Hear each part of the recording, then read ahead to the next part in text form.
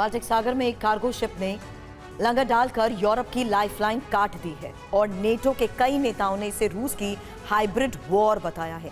उन्हें डर है कि आज केबल कटी है, कल पाइपलाइन कटेगी, परसों बंदरगाह और फिर सीधी सैन्य टक्कर। बाल्टिक सागर से उठी ये सुनामी यूरोप के दरवाजे तक खड़ी जंग की आहट है। क्या 2026 रूस और नेटो की जंग का साल साबित होगा और क्या और इसकी शुरुआत समुद्र की गहराइयों से हो चुकी है? देखिए इस रिपोर्ट में।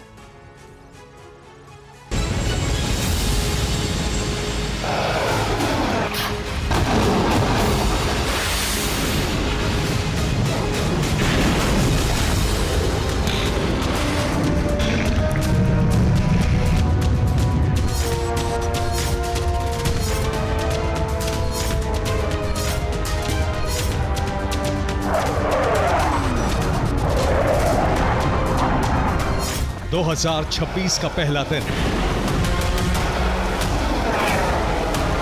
और बाल्टिक सागर में जंग का पहला सिग्नल मिल गया।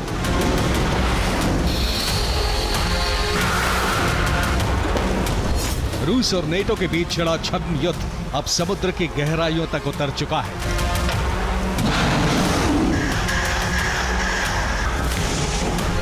समुद्र के ऊपर 10 देशों के वॉरशिप तैनात थे, समुद्र के नीचे सबमरीन अलर्ट थे। फिर भी रूस ने बाल्टिक सागर में नेटो देशों को बड़ा झटका दे दिया।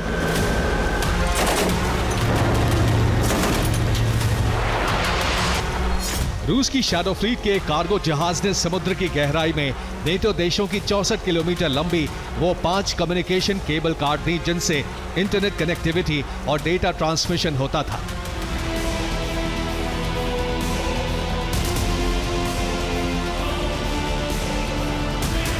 लेकिन अब रूस और नेटो के बीच छिड़ा ये हाइब्रिड वॉरफेयर यूक्रेन से निकली युद्ध की आग को पूरे यूरोप में भड़का सकता है।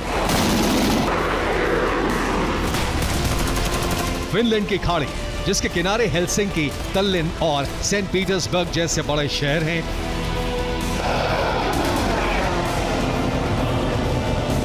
फिनलैंड की खाड़ी बाल्टिक सागर का सबसे संवेदनशील इलाका बन गया है। इसके एक तरफ हेलसिंकी है, दूसरी तरफ तल्लिन और सामने सेंट पीटर्सबर्ग। यही नए साल वाले दिन एक जहाज पकड़ा गया, नाम फिटबर्ग।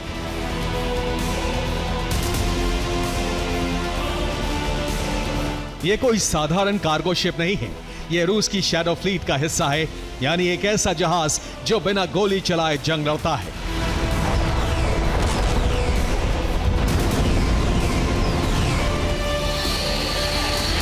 इस कार्गो शिप ने समुद्र की गहराई में लंगर डाल दिया और फिर लोहे की चेन और कई टन भारी लंगर के साथ ही आगे बढ़ता गया और इसी लंगर में समुद्र तल की फाइबर ऑप्टिक केबल उलझती चली गई। एक या दो नहीं, एस्टोनिया की कम से कम 5 सबमरीन केबल टूट गईं और हेलसिंकी से तल्लिन तक की डिजिटल लाइफलाइन हिल गई।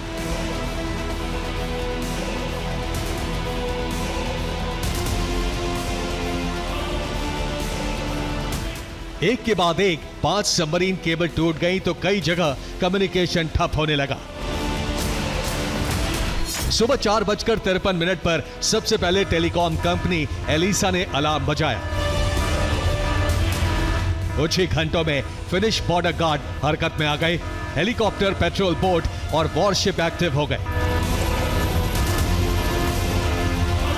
और रूस की शैडो फ्लीट के जहाज फिटबर्ग को फिनलैंड के समुद्री इलाके में दबोच लिया गया।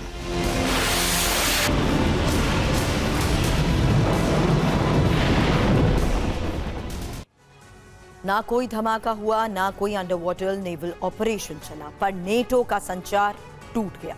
अब देखिए एक के बाद एक बाल्टिक सागर से गुजरती 5 मेन ऑप्टिक केबल आखिर कैसे कट गई। बाल्टिक सागर के किनारे बसे रूस के चौथे सबसे बड़े शहर सेंट पीटर्सबर्ग से कार्गो जहाज इजराइल के हाइफा पोर्ट की ओर जा रहा था। बीच रास्ते में उसने भारी भरकम लंगर समुद्र में तलहटी तक गिरा दिया। कुछ इस तरह कार्गो शिप के लंगर में बाल्टिक सागर से गुजर रही कई मेन कम्युनिकेशन केबल फंस गई और टूटती चली गई। इस जहाज के लंगर से ही एस्टोनिया की कम से कम 5 ऑप्टिकल केबल टूट गई।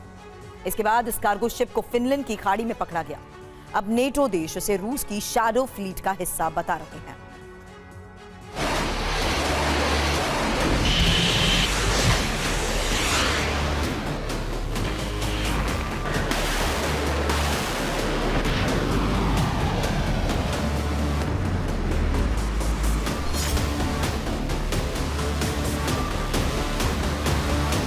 फिनलैंड के राष्ट्रपति अलेक्जेंडर स्टब ने दावा किया है कि यह रूसी जहाज था और यह रूस के हाइब्रिड वॉरफेयर का हिस्सा है।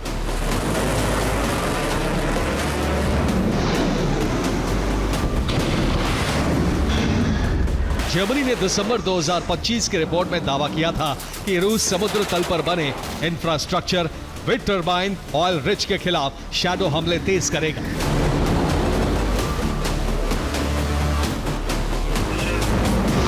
ये इस साल की शुरुआत में ही दिखने लगा है।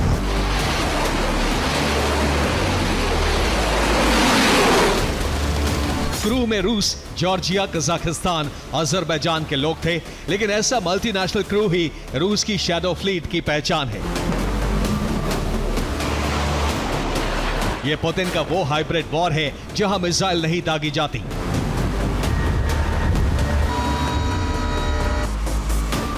टैंकर घसीटकर दुश्मन की कम्युनिकेशन केबल काटी जाती है। और अब पुतिन के इस हाइब्रिड वॉर की रणभूमि बाल्टिक सागर बना हुआ है। बाल्टिक सागर यूरोप के डिजिटल और एनर्जी की रीढ़ है। यहां से 35 बड़ी फाइबर ऑप्टिक केबल लाइन गुजरती है।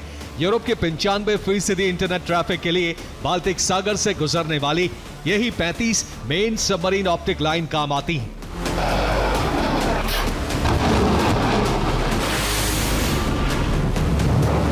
इसके अलावा पावर लाइन, तेल और गैस पाइपलाइन अगर ये टूटे तो इंटरनेट ठप, बिजली ठप, मार्केट ठप और नेटो देश बेबस। पुतिन यही चाहते हैं, लेकिन नेटो देश खुद को बेबस और कमजोर दिखाना नहीं चाहते। इसलिए फिनलैंड से पहले F-35 फाइटर जेट ने उड़ान भरी। ये यूरोप में नेटो का सबसे बड़ा F-35 बेड़ा होगा।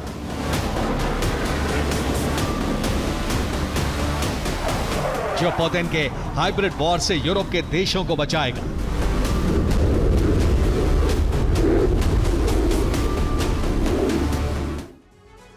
अब सवाल उठता है कि अगर बाल्टिक सागर से यूरोप और नेटो देशों की इतनी जरूरी कम्युनिकेशन लाइनें गुजरती हैं और उन्हें किसी कार्गो शिप के लंगर से भी खतरा हो सकता है, तो नेटो के देश इनकी सुरक्षा के लिए क्या कर रहे हैं? जवाब है नेटो का ऑपरेशन बाल्टिक सेंट्री।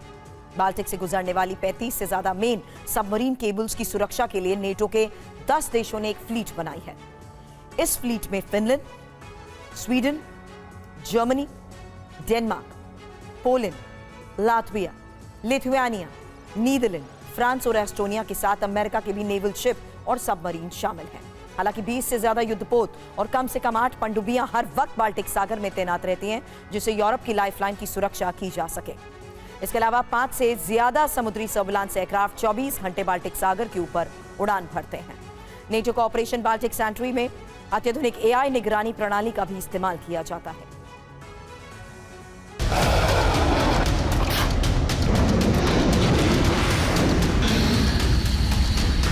इस केबल पर हमले के बाद जर्मन चांसलर मर्ज ने अपने न्यू ईयर संबोधन में कहा है कि अब रूस सिर्फ यूक्रेन के लिए ही नहीं, पूरे यूरोप के लिए सबसे बड़ा खतरा बन गया है। यानी जर्मन चांसलर को भी ये साल रूस और नेटो की जंग का साल लग रहा है। वो भी तब जब ट्रंप यूरोप से दूरी बना रहे।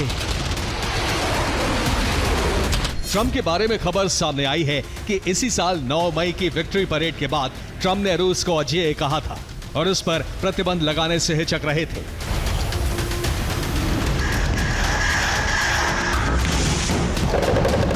वैसे भी ज़ेलेंस्की और फ्रेडरिक मर्ज समेत यूरोप के कई नेताओं को लगता है कि 2025 में ट्रंप का रुख नेटो और यूरोप के लिए सख्त और पुतिन के लिए उदार रहा है।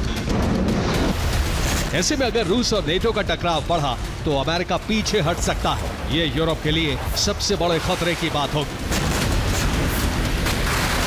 Bureau report, TV9, Bharatvarsh.